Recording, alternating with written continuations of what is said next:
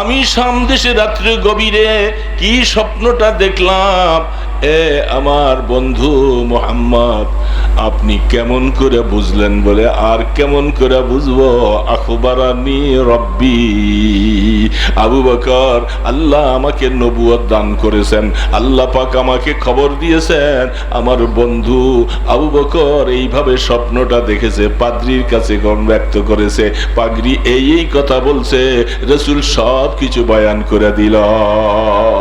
হযরত সালমা ইবনে আকওয়া রাদিয়াল্লাহু তাআলা আনহু সফর করতে করতে ক্লান্ত হয়ে মদিনা শরীফ যাইয়া পৌঁছে। অনেক সাহাবায়ে কেরাম তাকে দেখে চিনছে, আর এই তো সালমা কি করে মদিনা শরীফ আসলো, সে তো কাফের, সে কি মনে করে আসলো? ভালো উদ্দেশ্যে আসছে কিনা না কোনো খারাপ উদ্দেশ্যে আসছে? অনেক সময় মক্কা শরীফ থেকে কাফেরদের প্রলোভন পেয়ে অনেক সময় মদিনাতে গুপ্তচর হিসাবে অনেক সময় অনেক কাফেররা যাইত, এরকম অনেক ঘটনা আছে। যেহেতু সালমা ইবনে আকওয়া অনেক বড় শক্তিশালী পালোয়ান, কোনো খারাপ উদ্দেশ্যে যদি এসে থাকে তাহলে সাহাবায়ে কেরাম প্রস্তুত নিয়ে থাকলেন, খারাপ উদ্দেশ্যে আসলে তাকে ছেড়ে দেওয়া যাবে না। সালমা ইবনে আকওয়া রাদিয়াল্লাহু তাআলা আনহু মদিনা শরীফ যায়া, মুসাফির মানুষ, তার সামান পত্রগুলি সাথে যে সামান ছিল এক পাশে রেখে, মসজিদে নববীর পাশে পানির কুয়া ছিল, সেই কুয়ার মধ্যে যে তিনি কতক্ষণ সুন্দর করে গোসল করেছে, পরিষ্কার হইয়া ক্লান্তিটা দূর করেছেন, নতুন জামা কাপড় পরিধান করেছেন। সাহাবায়ে কেরাম দূর থেকে দেখতেছে যে উদ্দেশ্য খারাপ হলে সে এরকম করতো না, মনে হচ্ছে যে তার উদ্দেশ্যটা ভালো। নতুন কাপড় চোপড় পরে সরাসরি সোজা মসজিদে নববীর দিকে ঢুকতেছে। মসজিদে নববীতে ঢুকে আল্লাহর পয়গম্বর মেহরাবের মধ্যে বসা,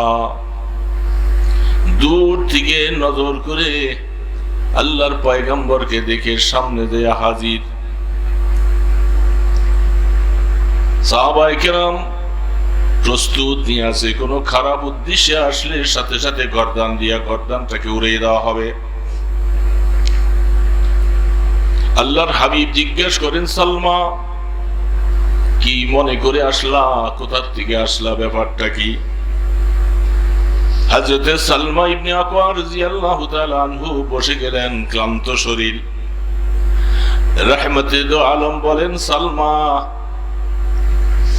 রাস্তার মধ্যে তোমার সাথে একটা বাঘের সাথে কি ঘটনা ঘটেছিল?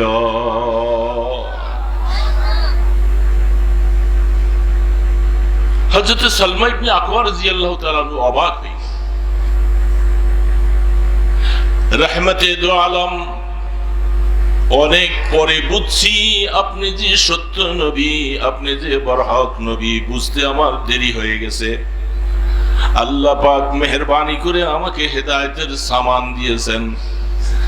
আল্লাহ এই ঘটনার পরিপ্রেক্ষিতে আমাকে ঈমান লওয়ার সুযোগ করেছেন। ঘটনা পরে বলবো, বলে তুমি বলা লাগবে না, আমি রাসূল ঘটনাটা বলে দেই, তুমি শুনে না।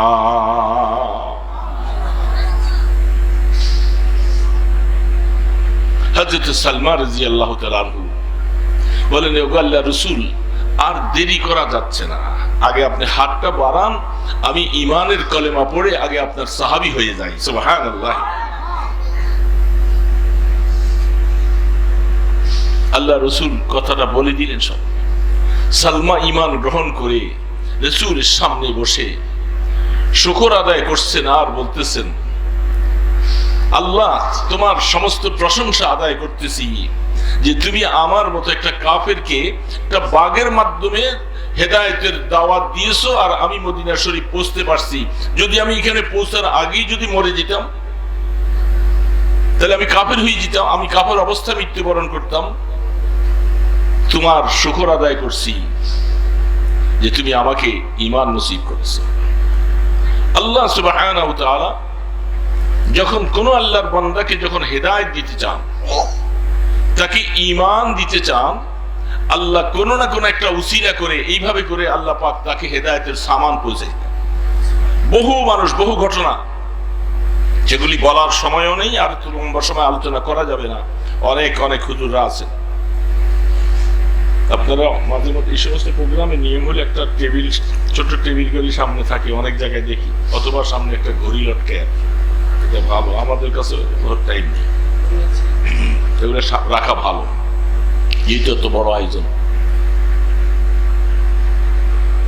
আল্লাহ পাক কিভাবে যে হেদায়েত দিয়ে, দোস্ত আমরা এই ধরনের কোন পরিস্থিতিতে পড়ছি, এখানে কেউ যারা আছি, আমাদের ঈমান, আমরা বাবা মুসলমান, দাদা মুসলমান, তারপরে আমাদের পরদাদা মুসলমান, সেই ঘর থেকে জন্মসূত্রে সহজে আমরা ঈমান পাইয়া গেছি।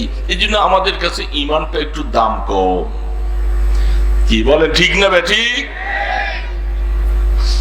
এই জন্য আমি মুসলমানের ঘরে হওয়ার পরও আমি জুমা পড়তে পারি না, আমি নামাজ পড়তে পারি না, আমি কোনোদিন এই সমস্ত মাহফিলে আসতে পারি না। এরকম বহু নামধারী মুসলমান আছে না নাই?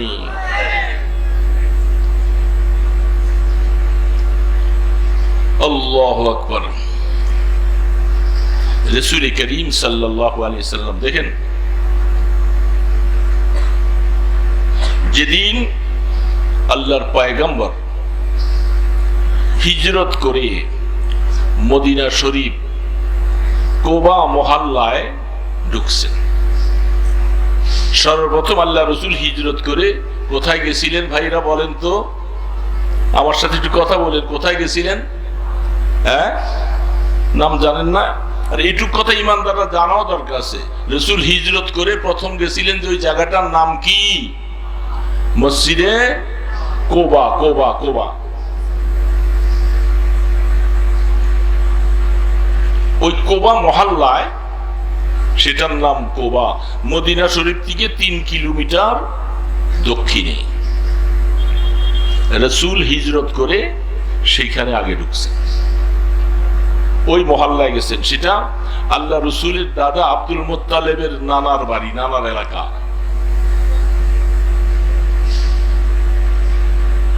সেখানে তিনি ছিলেন। সেই দিন, যেদিন আল্লাহ রসুল কোবা মহল্লায় গেলেন, একজন ইহুদির একজন গোলাম ছিল। সেই গোলামটা ওই মহল্লার পাশে একটা খেজুর গাছের মধ্যে খেজুর গাছগুলার ডালগুলাকে কাটতেছে, পরিষ্কার করে। ওই গাছের নিচে, বাগানের নিচে, বাগানের মালিক ইহুদি বসে আছে। হঠাৎ করে এই মালিকের ছোট ভাই, তিনি দৌড়াই আইসা বলতেছে, ভাই শুনছো কি, যে মক্কা থেকে একজন যুবক আসছে, সে নাকি নবী।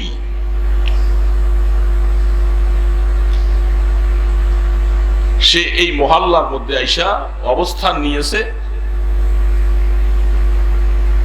এই কথাটা শুনতেছে, ওই গাছের মধ্যে যেই লোকটা আছে, সে নিচের থেকে আওয়াজটা শুনতেছে। শোনার পরে সে বহুদিন থেকে তালাশ করতেছে, নবীর খবর নিতেছে। আখিরি জামানার একজন নবীর আবির্ভাব ঘটবে, তার নাম মুহাম্মদ হবে, আহমদ হবে। তৌরাতের মধ্যে লেখা, ইনজিলের মধ্যে লেখা, জবুরের মধ্যে লেখা। সেই কথা অনুযায়ী ওই যুবক ছেলেটা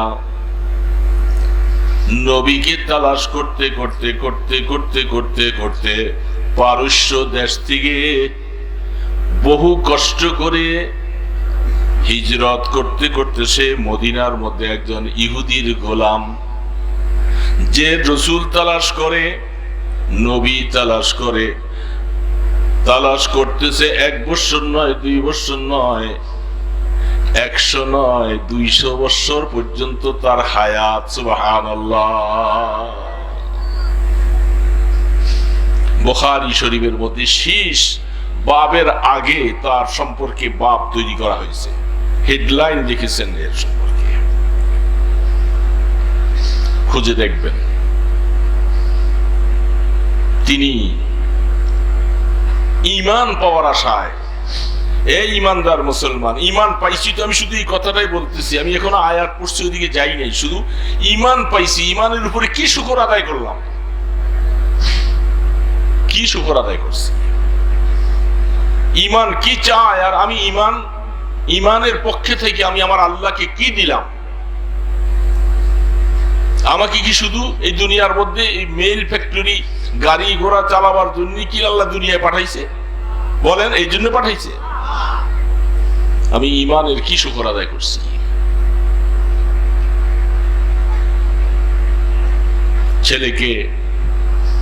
ছেলের বয়স প্রায় 18-20 বছর।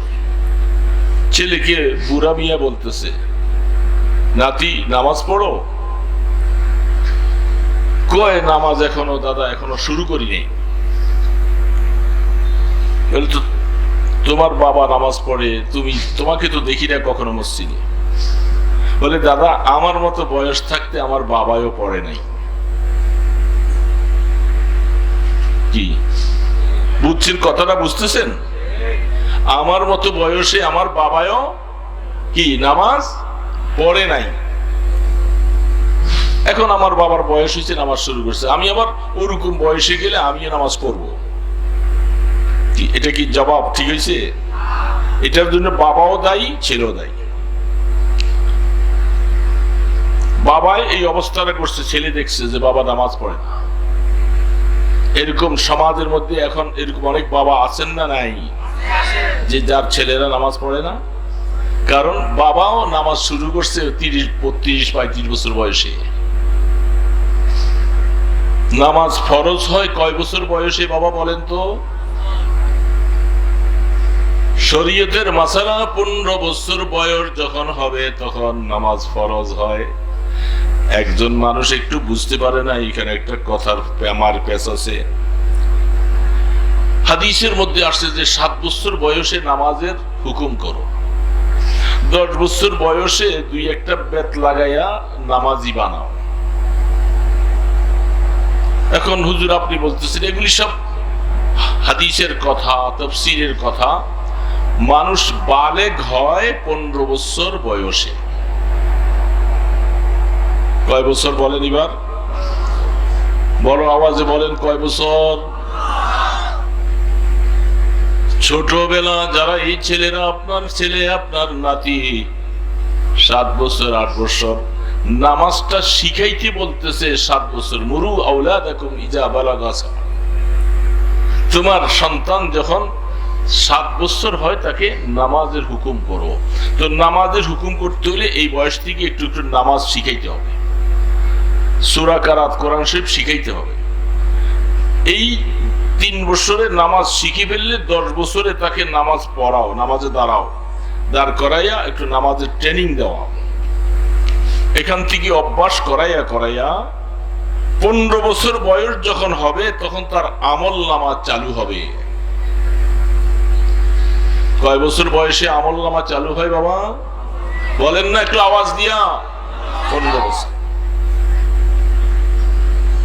এই ছোট বাচ্চারা যারা আছে 7 বছর 8 বছর 9 বছর, 2 পাশে 2জন লিখনেওয়ালা ফেরেশতা আছে। এদের নাম কি? বড় আওয়াজে বলেন, কিরামান কাতিব। এরা কি করে? ডান পাশের ফেরেশতা ভালো লেখে, নেক লেখে। বাম পাশের ফেরেশতা গুনার পানিশমেন্ট কি ওই গুনাহগুলি লেখে। 2 জনের দায়িত্ব 2টা। তবে আল্লাহ পাক বহুত বড় ইহসান, দয়া। আমাদের সমাজে বিভিন্ন কাজে যে কোনো জায়গায় যাইতে 2-3 জন মানুষ গেলে এর মধ্যে একজনকে মুরব্বী বানাইতে হয়, একজনকে আমির বানাইতে হয়। তাবলীগের মধ্যে গেছেন নাকি আপনারা? আছেন? তাবলীগে জানেওয়ালা মানুষ আছেন? কি আছেন দেখি, হাত তোলেন দেখি কয়জন? ও মাশাআল্লাহ, আছে অনেকে। একজন আমির বানায় কি বানায় না? আমির সাহেবের হুকুম মতো কথা নিয়ে পরামর্শ করে কাজ করতে হয়।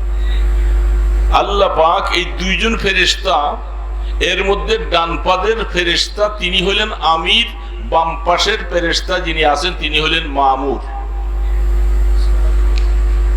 দুইজন ফেরেশতা, এর মধ্যে ডান পাশের ফেরেশতা যিনি আছে তাকে আমির বানাইছেন আল্লাহ। যখন কোন বান্দা এই যে বসে আছি সুবহানাল্লাহ বলতেছি, আলহামদুলিল্লাহ বললাম, নামাজ পড়লাম, কোরআন তেলাওয়াত করলাম, তাসবিহ তাহলিল পাঠ করলাম, দেরি হয় না ডান পাদের আমির সাহেব যে ফেরেশতা তিনি লিখে ফেলে। হঠাৎ করে চা দোকানে বসে বসে দাঁড়ায় দাঁড়ায় দুই একটা মিথ্যা কথা বলছি, গালিগালাজের শব্দ বলছি, বাম কাদের ফেরেশতা যিনি মামুর উনি লিখবার জন্য প্রস্তুতি নেয়। ডান কাদের ফেরেশতা বলে, এ ভাই তুমি বাম কাদের ফেরেশতা, তোমাকে গুনাহ লেখার জন্য আল্লাহ পাক অর্ডার করেছে, তুমি গুনাহটা এখনো লেখো না, একটু অবস্থান করো, অপেক্ষা করো। কতক্ষণ অপেক্ষা করে, আবার কতক্ষণ পরে দেখে যে এই লোকটা তওবা করলো কিনা, গুনাহ যে করেছে গুনাহ থেকে তওবা করলো কিনা, না এখনো তওবা করে নাই। তওবা না করার কারণে বাম কাদের ফেরেশতা ডান কাদের ফেরেশতাওয়ালাকে জিজ্ঞাসা করে, ভাই লিখবো কিনা? দেখছেন অনুমতি ছাড়া এখনো লিখবো কিনা, বলে না ভাই লিখো না, আরেকটু সুযোগ দাও। দেখছেন আল্লাহ পাকের কত দয়া, আরেকটু সুযোগ দাও। গুনাহ করে ফেলছে, মিথ্যা কথা বলেছে, তাকে তওবার একটু সুযোগ দাও। দ্বিতীয়বার পর্যন্ত সুযোগ দিল না, এখনো তওবা করে নাই। সে বলতেছে এখন লিখবো কিনা? ডান কাদের আমির সাহেব বলে, না লিখো না। তিনবারের জন্য সুযোগ দেওয়া হয়, তিনবার সুযোগ নেওয়ার পরে দেখে যে এখন আল্লাহর বান্দা তওবা করলো না, তখন ডান কাদের ফেরেশতা বলে, ভাই লিখে না। সুযোগ কয়বার দিছে? তখনও গুনার একটা গুনাহ করছে, লেখেও একটার গুনাহ। আর ডান কাদের ফেরেশতা সুবহানাল্লাহ একবার বললে সওয়াব লেখে এটাকে 10 গুণ থেকে 700 গুণ বেশি তিনি লিখে ফেলে। এই কেরামান কাতিবিন যে দুইজন লিখনেওয়ালা, এই ছোট বাচ্চাদের এই আমলনামা এখনো চালু হয় নাই। এরা অথচ 7 বছর বয়সে হাফেজ হয়ে যায়, কোরআন তেলাওয়াত করে। এরকম বহু সন্তান আছে কোরআন শরীফ পড়ে, নামাজ পড়ে, মক্তবে পড়ে, হেফজখানায় পড়ে, ছোট বাচ্চা 10 বছর বয়সে হাফেজ হয়ে যায়। অনেক ছেলে আছে না নাই? এই কোরআনগুলি হাফেজ হলো, তেলাওয়াত করলো, সওয়াব আছে না নাই? এই সওয়াবগুলি যেহেতু আমলনামা চালু হয় নাই, তার সওয়াব যাবে কোথায়?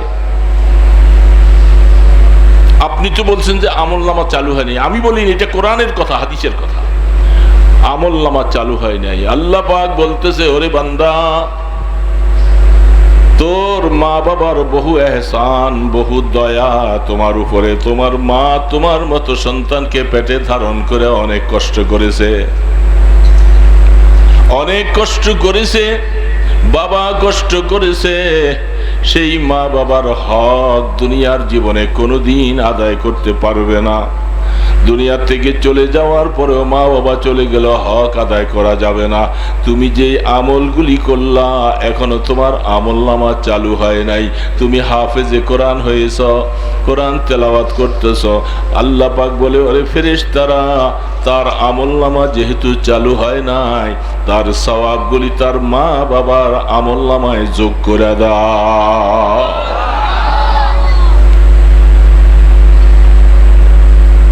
কত বড় দয়া, কত বড় এহসান!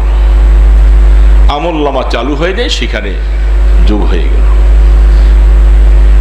এখন আমরা যারা ঈমান পাওয়ার জন্য, দেখেন আল্লাহ আমাদেরকে মেহেরবানি করে, আল্লাহ রসুল বলেন, জাদ্দিদু ঈমানাকুম। ক্বালু কাইফা নুজাদ্দিদু ঈমানানা ইয়া রাসূলুল্লাহ। আল্লাহ রসুল বলে, উম্মতেরা, তোমাদের ঈমানটা গুনার কারণে, নাফরমানির কারণে পুরান হয়ে যায়। কাপড় যেরকম পুরান হয়ে গেলে তুমি এটাকে সাবান দিয়া ধো, লন্ড্রির মধ্যে পাও, ক্লিন বক্সের মধ্যে পাঠাইয়া পরিষ্কার করো। তোমার ইমানটা গুনাহ করতে করতে এটাও পুরাতন কাপড়ের মতো পুরান হয়ে যায়। তোমরা ইমানটাকে তাজা করো। সাহাবায়ে কেরাম প্রশ্ন করলেন, ওগো আল্লাহর রাসূল, কিভাবে ইমান তাজা করব? আল্লাহর রাসূল বলেন, বেশি বেশি করে ইমানের কলেমাটা পড়বা, লা ইলাহা ইল্লাল্লাহ, লা ইলাহা ইল্লাল্লাহ, লা ইলাহা ইল্লাল্লাহ মুহাম্মাদুর রাসূলুল্লাহ। এটা ইমানের কলেমা। আল্লাহ রাসূল বলছেন এটাকে বেশি বেশি করে পড়ো, তাহলে তোমার ইমান কি হবে? তাজা হবে। কে বাবা, সারা দিনে কতবার করছি জিকির? কতবার করছি? যারা আমরা এখানে বসছি সারা দিনে কিছু জিকির করছি? বলেন বাবা, করি নাই। কেউ কিছু করছি খুব কম। সারা দিন চলে গেল, আমি আমার মাওলার নাম, অথচ নামাজ পড়ছি, ভালো কথা, নামাজ নষ্ট করি নাই। নামাজের মধ্যে আল্লাহু আকবার বলছি, তাসবিহ পড়েছি, দুরূদ শরীফ পড়েছি, সেটা তো অনেক বড় জিম্মাদারি। না পড়লে গুনাহ হবে, কিন্তু গুনাহ হবে, শাস্তি পাবো এই ভয়ে নামাজ পড়েছি। আর জিকিরটা হবে একমাত্র আল্লাহর মহাব্বতে। ঠিক না বে ঠিক বলেন?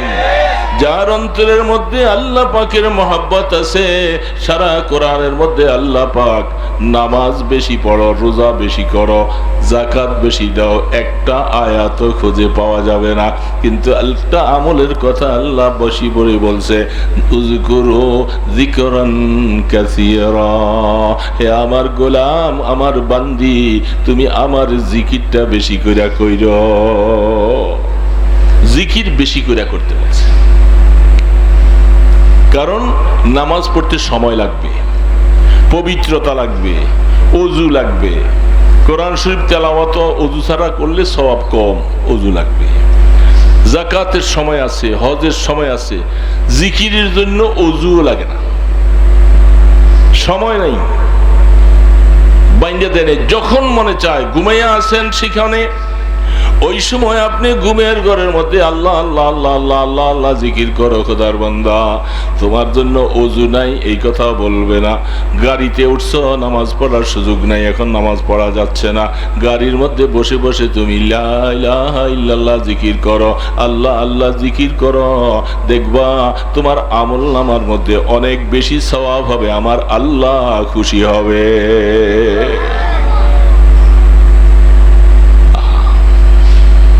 এই জন্য সারাদিন তো আল্লাহকে ডাকলাম না, একবার আল্লাহকে ডাকতে পারি নাই।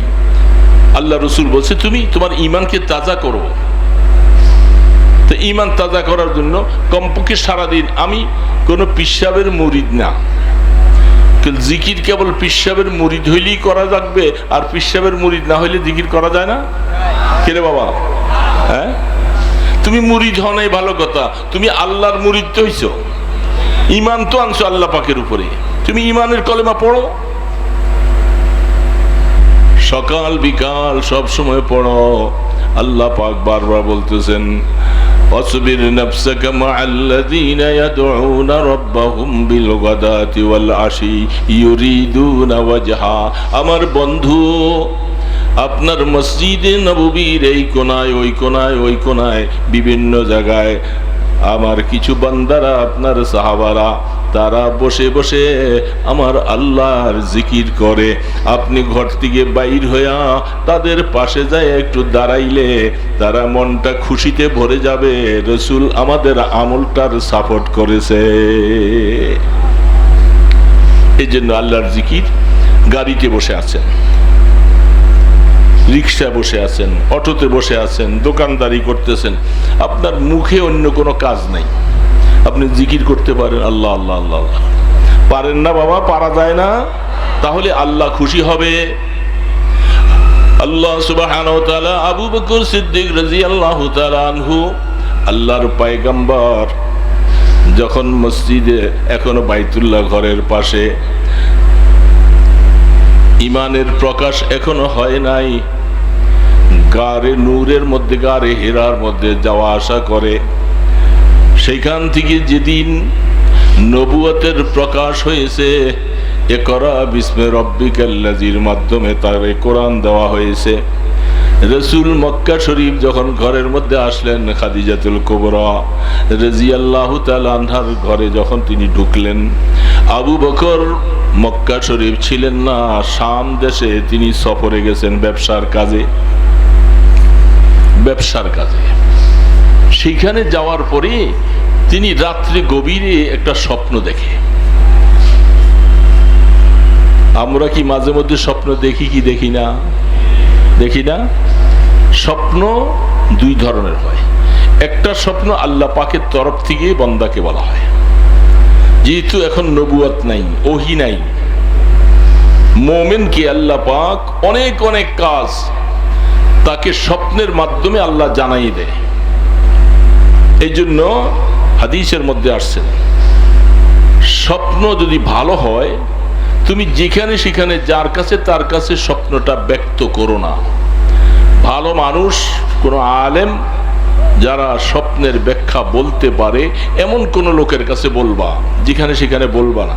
কারণ হাদিসের মধ্যে আসছেন, তিলকা আজিলুন বুশরা লিল মুমিন, আল্লাহ পাকের তরফ থেকে মুমিন বান্দাকে এই স্বপ্নের মাধ্যমে তার অনেক কাজের সংবাদ পৌঁছে দেয়। এটা অনেক বড় নেয়ামত। আর আরেকটা আদগাসে আহলাম, যেটা শয়তানের পক্ষ থেকে আসে। এরকম খারাপ স্বপ্ন দেখলে যেই দিকে শুয়ে থাকো ওই দিক দিয়ে পাল্টে যাবে, বাম দিকে একটু থুতু ফেলবে, লা হাওলা ওয়ালা বলবা, আর আউযু বিল্লাহি সামিল আলিম মিনাশ শাইতানির রাজিম বলবা। এই খারাপ স্বপ্ন তোমার আর কোনো ক্ষতি হবে না। এখন আবু বকর সিদ্দিক রাদিয়াল্লাহু তাআলা আনহু, এখনো ইমানের কোনো দাওয়াত নাই, প্রচার নাই। তিনি শাম দেশে ব্যবসার উদ্দেশ্যে রাত্রে শুয়েছে। শোয়ার পরে একটা স্বপ্ন দেখেছে। স্বপ্ন দেখে চিন্তা করলে স্বপ্নটা কেমন কেমন যেন আমার কাছে ভালো ভালো মনে হয়। তখন ওই সেখানে একজন বড় পাদ্রী ছিল, যারা আগের কিতাবের অনুসারী, রাহেব পাদ্রী। তিনি সেই পাদ্রীর কাছে যেয়ে বলছেন যে, জনাব, আমি একটা স্বপ্ন দেখেছি, আপনার কাছে এটা বলতে চাই। বলে, স্বপ্ন দেখছো? বলো, আগে পরিচয়টা জেনে নেই, তোমার বাড়ি কোথায়? মিনাইন, তুমি কোথার থেকে আসছো? তিনি বলছেন, আমি মক্কাতুল মুকাররমা। স্বপ্নে দেখে আবু বকর মক্কা শরীফের মধ্যে আমার বন্ধু মুহাম্মদ, দীর্ঘদিন থেকে বন্ধুর মতো আচরণ চলছে। আসমানের দিকে থেকে একজন সুন্দর মানুষ আসছে, আয়েশা তাকে জড়াইয়ে ধরে তাকে সেদিন কলেমার দাওয়াত দিয়ে যায়, তাকে নবী রূপে এইভাবে ঘোষণা দিয়ে যায়। এই স্বপ্নটা দেখে তিনি অবাক হয়ে যান, এটা কি ব্যাপার? পাদ্রী জিজ্ঞাসা করে, মক্কা শরীফের বাসিন্দা? বলে, হ্যাঁ। কোন গোত্রের বাসিন্দা? অমুক গোত্রের। তোমার বাবার নাম কি? অমুক। তুমি যেই লোকটাকে স্বপ্নে দেখেছ তার নামটা কি বলো? বলে, তিনি তো আমার ছোটবেলার বন্ধু, তার নাম মুহাম্মদ বলে সবাই ডাকে। পাদ্রী বলতেছে, তুমি বড় ভাগ্যবান, আমি আসমানি কিতাবের মধ্যে পেয়েছি শেষ জামানার মধ্যে একজন নবীর আবির্ভাব ঘটবে, তার নাম আসমানের মধ্যে আহমদ, জমিনের মধ্যে মোহাম্মদ হবে। তো যাও যাও, দেরি করো না, তিনি নবুয়ত প্রাপ্ত হয়েছে, তার নবুয়তটা প্রকাশ ঘটে গেছে। তবে একটা সুসংবাদ তোমাকে দিয়ে দেই, আসমানি কিতাবে এটাও লেখা আছে, তুমি আবু বকর মক্কার, তুমি তার বন্ধু, তুমি সারা জীবন তার বন্ধু হিসাবে, উজিরে আলা হিসাবে থাকবা, তুমি তার প্রধান উজির হবে। আবু বকর সিদ্দিক রাদিয়াল্লাহু তাআলা আনহু মক্কা শরীফে আসার পরে সামানগুলি রেখে সরাসরি আল্লাহর নবীর ঘরের দিকে ছুটছে।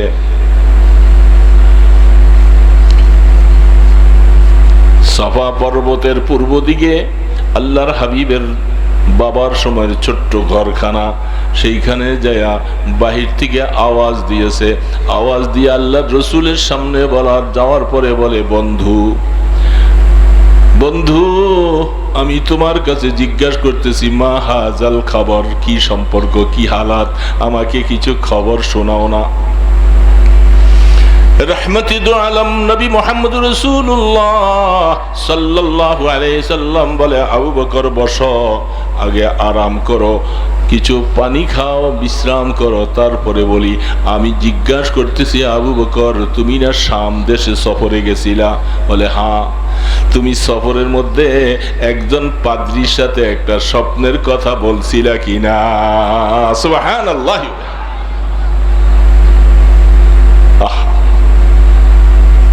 আবু বকর চোখ বড় হয়ে যায়। আমি শাম দেশে রাত্রে গভীরে কি স্বপ্নটা দেখলাম, এ আমার বন্ধু মুহাম্মদ, আপনি কেমন করে বুঝলেন? বলে, আর কেমন করে বুঝবো? আখবারানি রব্বি, আবু বকর, আল্লাহ আমাকে নবুয়ত দান করেছেন, আল্লাহ পাক আমাকে খবর দিয়েছেন, আমার বন্ধু আবু বকর এইভাবে স্বপ্নটা দেখেছে, পাদ্রীর কাছে ব্যক্ত করেছে, পাগড়ি এই কথা বলছে, রাসূল সব কিছু বয়ান করে দিল। আবু বকর বলে যে, আর তো দেরি করা যায় না, আপনি যে সত্য নবী, আর কোনো দরকার নাই, কেউ বিশ্বাস করুক আর না করুক, আমি বিশ্বাস করেছি, আমাকে আপনি কলেমা পড়ান। अल्लाह पाक रिश्ते गर्दनमा अफगंदा दोस्त मी बुरद हर जाके खातर खायोस तिश्नेगा गर आबे जुया दर जहां आबे दर जुयद बालम तिश्नेगा। আল্লামা রুমি রহমতুল্লাহ আলাইহি বলে, হে দুনিয়ার মানুষ, দেখো দেখো, মনে রাখবা যেদিন রহমতে দো আলাম কুবার থেকে হিজরত করে উটের পিঠে সওয়ার হইয়া মদিনা শরীফের দিকে রওনা, সব সাহাবায়ে কেরাম চায় আমি রাসূলকে মেহমান বানাবো, আমার বাড়িতে রাখবো, আমার বাড়িতে রাখবো, সে আমার বাড়িতে রাখবো। পাগলের মতো, কাটা নাই, গর্ত নাই, গাছ নাই, পাশ নাই, পেছাইয়া সব রাসূলের জন্য পাগল পারা হইয়া ও রাসূলের উটের লেগাম ধরে টানাটানি করে। আল্লাহ রাসূল বলেন, দাউহা ফাইন্নাহা মা'মুরা। বুখারী আলাইহির রাহমা হাদিস বয়ান করতেছেন, এ সাহাবারা, আমার ওটার লাগাম ধরে কেউ টানবা না, এটার লাগাম ছেড়ে দাও, আমি রাসূল তার লাগাম ছেড়ে দিলাম। এই ওটটা কোথায় বসবে, কোন ঘরে আমি মেহমান হব, এটা আমারও এখতিয়ার না, তোমাদের কারো এখতিয়ার না, এটা ফয়সালা করবেন আসমান ওয়ালা মাওলা। কার ঘরে আমি মেহমান হব, যেখানে আমাকে মেহমান বানাবেন, এই ওটটাকে আল্লাহ পাক আদেশ করেছে, ওট সেখানে বসবা। এই কি আশ্চর্য ব্যাপার, একটা জানোয়ার রহমতে দো আলমকে বহন করলেন, এই জানোয়ারকেও আমার আল্লাহ পাক নির্দেশ করেছে, ওট যেখানে সেখানে তুমি বসতে পারবা না, আমার জিবরিল ফেরেশতা যায়া যেখানে বসা দরকার তোমাকে সেখানে বসাইয়া দিবে। তখন রাসূল বলছে, উটের লেগাম ছেড়ে দাও। এটা কি আল্লামা রুমি বলতেছে, রিশতায়ে মা গর্দানামা আফগান্দা দোস্ত মে বুরাদ হর যাকে খাতের খায়ো। এ দুনিয়ার মুসলমানেরা, রাসূল বলছে ওটার লাগাম ছাইড়া দাও, আমারও এখতিয়ার নাই, ওটা আল্লাহর আদেশে চলবে, আমাকে কোথায় নামাবে, কোথায় মেহমান হব। ওট সেইখানে যাওয়ার পরে বলে, এটার কুদরতির লাগামটা আল্লাহ পাকের হাতে।